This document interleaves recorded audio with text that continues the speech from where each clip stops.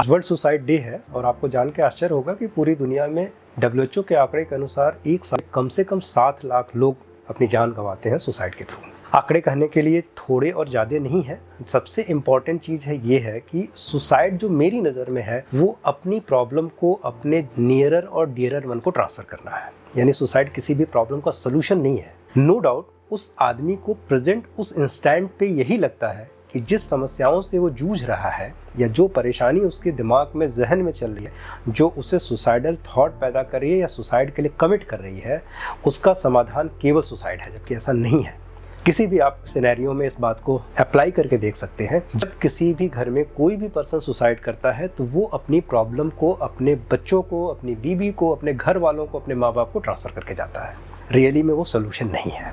World suicide day पे ये जानना बहुत ज़रूरी है कि वो कौन से कॉजेज़ हैं, वो कौन से एज ग्रुप हैं जो वास्तव में सुसाइड के लिए प्रेरित करते हैं। क्या इसका कोई प्रॉपर सोल्यूशन है?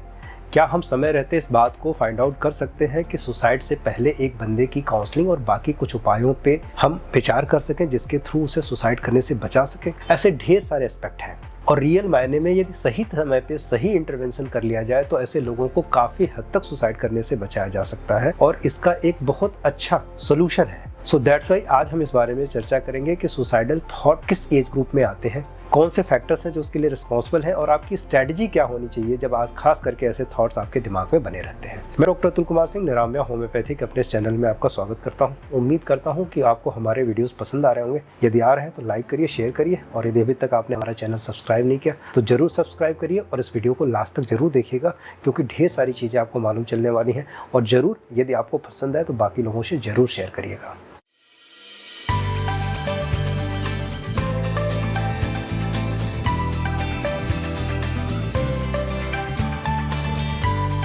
ज़्यादातर सुसाइडल थॉट की जब हम एनालिसिस करते हैं, चाहे सुसाइड के ट्रेंड को हम देखते हैं तो ये हम पाएंगे कि 1980 से लेके 2021 तक ये डिक्लाइनिंग फेज में रहा। सुसाइड इतना प्रोमिनेंट नहीं रहा डेवलप कंट्रीज़ में भी और डेवलपिंग कंट्रीज़ में भी। लेकिन आफ्टर द कोविड पैंडेमिक ढेर सारे चेंजेस हुए और इस चेंजेस की वजह से इधर पिछले 5 सालों में सुसाइड के ट्रेंड फिर दोबारा प्रोवोक करने लगे हैं। 15 साल से लेके 29 साल की जो ये यंगस्टर की एज है इसमें सुसाइडल टेंडेंसी सबसे ज़्यादा होती है। सो दैट्स वाई ये एक ऐसा एज ग्रुप है जो बहुत ढेर सारे सपने लेके अपने दिमागों में, अपने जहन में चलता है और ढेर सारे अपनी बातों को, अपने दिमाग को एक्सप्लोर करना रहता है। बहुत कुछ करना चाहते हैं, बहुत कुछ कर सकते हैं, लेकिन उनके मुताबिक उनको प्लेटफॉर्म नहीं मिलता है, उनके मुताबिक उनको सक्सेस नहीं मिलता है। सो दैट्स वाई ये ढेर सारे कॉन्फ्लिक्ट पैदा करती हैं एक आदमी के, एक खास करके यंगस्टर के ब्रेन में, जहाँ से वो सुसाइड के लिए कमिट करता है। यदि हम 4 मेजर बातों के बारे में ध्यान रखें तो ये 4 मेजर फैक्टर हैं आज की डेट में इन यंगस्टर के लिए और बाकी एज ग्रुप के लिए जहाँ की लोग सुसाइड के लिए कमिट करते हैं। सबसे पहले नंबर पे जो होगी वो मेंटल कंडीशन है। इस बात को गौर से सुनिएगा। दुनिया में कोई भी ऐसा आदमी नहीं है जिसके साथ प्रॉब्लम नहीं होगी और दुनिया में कोई ऐसी प्रॉब्लम नहीं है जिसका सोल्यूशन नहीं होगा। ये अलग बात है कि हमारी प्रॉब्लम सॉल्विंग टेक्निक इतनी स्ट्रांग नहीं होती है जिसकी वजह से हम सोल्यूशन को फाइंड आउट कर सके, चाहे उस प्रॉब्लम से बाहर निकल आए। सपोज दैट एक फैमिली में फाइनेंशियल क्राइसिस चल रही है और या फिर हम किसी से एक्सपेक्टेशन करके बैठे हैं या फिर हमने एक टारगेट अचीव किया कि भाई हम इस पढ़ाई के बाद से हम इस जॉब को डिजर्व करते हैं और उसके अकॉर्डिंग हम काम करेंगे। डे पर डे रिसेक्शन के इस दौर में नौकरियां कम होती जा रही हैं, अनएम्प्लॉयमेंट बढ़ता जा रहा है। क्या एक गार्जियन होने के नाते हम अपने बच्चों को इस बात को समझा पा रहे हैं? रियल मायने में नहीं।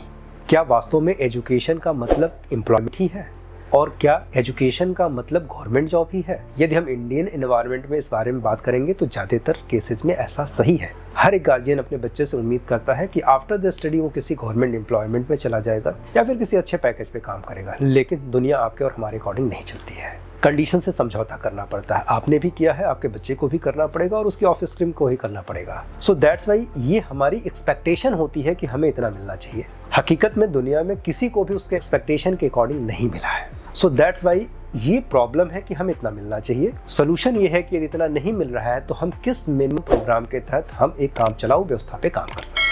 एक आदमी को जीने के लिए रोटी, कपड़ा और मकान की जरूरत होती है। एक अमीर आदमी होगा वो भी यही काम कर रहा होगा और एक गरीब आदमी होगा वो भी काम कर रहा होगा और एक रिक्शे वाला होगा वो भी ये काम कर रहा होगा। रिक्शे वाला आपकी तुलना में ज़्यादा मेंटली स्टेबल है क्योंकि उसको मालूम है दिन भर मेहनत करनी है, कमाना है, शाम को खाना खाना, 2 पैक मारना, सो जाना है।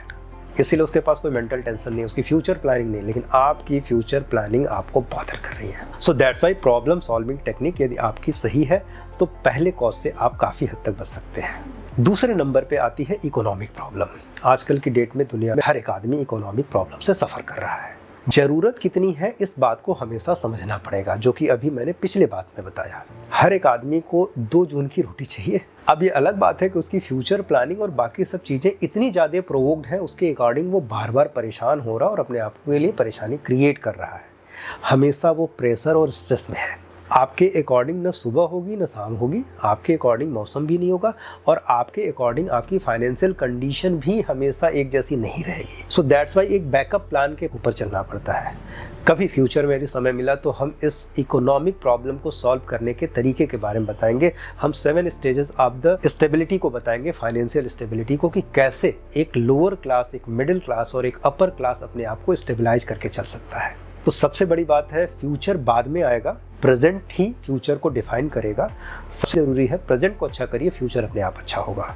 फाइनेंशियल कंडीशन ऐसी नहीं है, पुराने बुजुर्ग कह गए हैं कि पैर उतना ही फैलाइए जितनी चद्दर हो। आप ज़रूरतों से ज़्यादा अपने आप पे और अपने आसपास अपने सुविधाओं के ऊपर खर्च करना शुरू करते हैं। हमारे बड़े बुजुर्ग कभी लोन में नहीं रहते हैं, लेकिन आज का सिनेरियो लोन के ऊपर ही डिपेंड कर रहा है। सो दैट्स वाई ऐसी चीज़ों से बचें, अननेसेसरी प्रेशर और फाइनेंशियल क्राइसिस से बचें। यदि आपका तरीका सही है, आपको सही समझाने वाले लोग हैं, तो श्योरली इस प्रॉब्लम से आप बाहर निकल सकते हैं। और फाइनेंशियल क्राइसिस कभी भी किसी के सुसाइड का कॉज नहीं बन सकता है। सो दैट्स वाई ये भी एक प्रॉब्लम सॉल्विंग टेक्निक का पार्ट होगा कि किस तरीके से आप अपने फाइनेंस को मैनेज करते हैं। तीसरे नंबर पे पर्सनल रिलेशनशिप बहुत इंपॉर्टेंट रोल प्ले करते हैं। आज की डेट में यंगस्टर जो है वो पगलाया हुआ है, उसको सब कुछ चाहिए। और आजकल की डेट में बुरा मत मानिएगा, लड़कियां स्मार्ट होती जा रही हैं, लड़के बेवकूफ़ होते जा रहे हैं। मेरी पर्सनल थिंकिंग है, मैं इस पर कोई कमेंट ना करिए। धीरे धीरे करके सोसाइटी में बहुत बड़ा चेंज आ रहा है। लड़के इमोशनल होते जा रहे हैं, जैसा कि मैंने अपनी प्रैक्टिस और बाकी जगहों पे देखा है, और लड़कियां थोड़ी क्लेवर होती जा रही हैं। ठीक, ऐसा हर जगह, it is not a universal truth, लेकिन ऐसा मोस्टली मैंने देखा है। तो आप अटैचमेंट रखिए, इतना ज़्यादा इमोशनल अटैचमेंट ना रखिए। वो नहीं रही तो भी दुनिया चलेगी, वो रहेगा तो भी दुनिया चलेगी। सो दैट्स वाई पर्सनल कॉन्फ्लिक्ट से थोड़ा बाहर निकलिए, समय लीजिए, और नो डाउट समय ही काफ़ी कुछ समस्याओं का समाधान होगा। एक बात ध्यान रखिएगा, नया सर्वे ये बता रहा है कि इंडिया में 70% लोग अपनी मैरिड लाइफ से सेटिस्फाइड नहीं है। तो क्या करें, डिवोर्स ले लें, प्रेशर में आ जाए? ऐसा नहीं है। ज़िंदगी के हर एक मोड़ पे कहीं ना कहीं दोस्त कॉम्प्रोमाइज़ करना पड़ता है, और आपको भी करना पड़ रहा होगा, हमें भी करना पड़ रहा होगा, और जो ये वीडियो देख रहा होगा वो भी कहीं नहीं कर रहा होगा। सो दैट्स वाई सबसे ज़रूरी चीज़ है कि हम अपनी बेसिक एक्सपेक्टेशन को लेके चलें। बहुत ज़्यादा हम अपने रिलेशन का अपने ऊपर प्रेशर ना करें, और सबसे ज़रूरी चीज़ है मान लें जो चल रहा है वो अच्छा चल रहा है। एक बात ज़रूर ध्यान रखिएगा, खास करके जब आप पारिवारिक कलह का शिकार होते हैं, जो हो रहा है वही होगा, जो चल रहा है वही चलता रहेगा। आपके चाहने न चाहने से कुछ भी चेंज नहीं होने वाला। तो आप उस सिस्टम में अडॉप्ट हो जाइए और उस प्रॉब्लम को सॉल्व करने की कोशिश करिए। एक प्रॉब्लम इससे हटके है, नॉर्सिस्टिक पर्सनालिटी डिसऑर्डर में ये ट्रेंड पूरा चेंज हो जाता है, और इस पर्सनालिटी का कोई आदमी या औरत आपको दिखती है, पीछा छुड़ा के भाग जाइए, क्योंकि वो छोड़ने वाला या छोड़ने वाली नहीं है। सो दैट्स वाई एनपीडी का कोई इलाज नहीं है। एनपीडी का इलाज केवल इतना है कि यदि ये फाइनली कंफर्म हो जाता है कि एक पर्सन जिसके रिलेशनशिप में आप हैं वो एनपीडी का है, पीछा छुड़ा के भाग जाइए, मोबाइल नंबर डिलीट कर दीजिए और ऐसी जगह चले जाइए जहाँ वो खोज ना पाए, क्योंकि वो खोजेगा। So that's why personal relationship को स्टेबलाइज करने के बहुत से तरीके हैं। इस कंडीशन से जब आप फंसते हैं, दोस्त यार से बाद में सलाह लीजिए, एक अच्छे काउंसलर से सलाह लीजिए, वो ज़्यादा सही तरीके से आपकी इस प्रॉब्लम को सॉल्व कर पाएगा। नाउअडे मैं भी ये काम करता हूँ। ज़रूरत है इस बात की, बात को सुनने की, समझने की, और उसके अकॉर्डिंग एक सोल्यूशन को फाइंड आउट करने की। चौथी बात की तरफ चलते हैं, सब्सटेंस एब्यूज़ है। सब्सटेंस एब्यूज़ आज की डेट में एक बहुत बड़ा कारण है, खास करके इंडियन सोसाइटी में और बाकी जगह। लत लग गई तो लग गई भाई।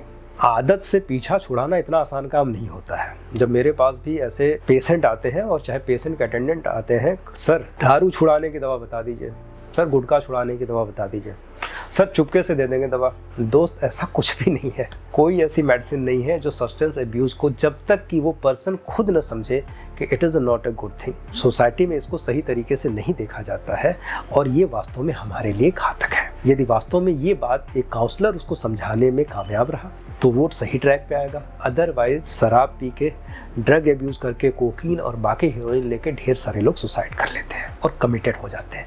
एक दिन में उन्होंने शुरू नहीं किया। इसमें गार्जियन और पेरेंट्स की ज़्यादा हद तक भूमिका होती है कि वो बच्चे में जो भी चेंजेस आ रहा है उसको पहले से ट्रैक आउट करें और उसका सोल्यूशन फाइंड आउट करें। आप नहीं कर पाएंगे, ये पक्की बात है, तो आप किसी काउंसलर से मिलिए, वो आपको सही और बेटर सोल्यूशन दे सकता है कि किस तरीके से सब्सटेंस एब्यूज से छुड़ाया जा सकता है। लेकिन पहले तो आप ही फाइंड आउट करेंगे ना कि बच्चा या फिर आपके नॉलेज में जो भी आपके नियर डेयर है वो सब्सटेंस एब्यूज का शिकार है। बात करेंगे इस सिनेरियो को कैसे हम मैनेज कर सकते हैं। वो कौन से 4 तरीके हैं जिस तरीके से इस सुसाइड की टेंडेंसी को हम ब्रेक कर सकते हैं या फिर इसको सही तरीके से मैनेज कर सकते हैं, वहाँ तक की कंडीशन ना आने दें। पहले नंबर पे जो सबसे इंपॉर्टेंट चीज़ है वो मेंटल हेल्थ अवेयरनेस प्रोग्राम्स हैं। दुनिया में हर एक आदमी किसी न किसी साइकोलॉजिकल या साइकेट्रिक इलनेस से सफ़र कर रहा। आप वीडियो देख रहे हैं, आप भी कर रहे होंगे, मैं वीडियो बना रहा हूँ, मैं भी कर रहा हूँ। लेकिन अलग बात है कि आदमी थोड़े से स्मॉल ड्यूरेशन के लिए होता है।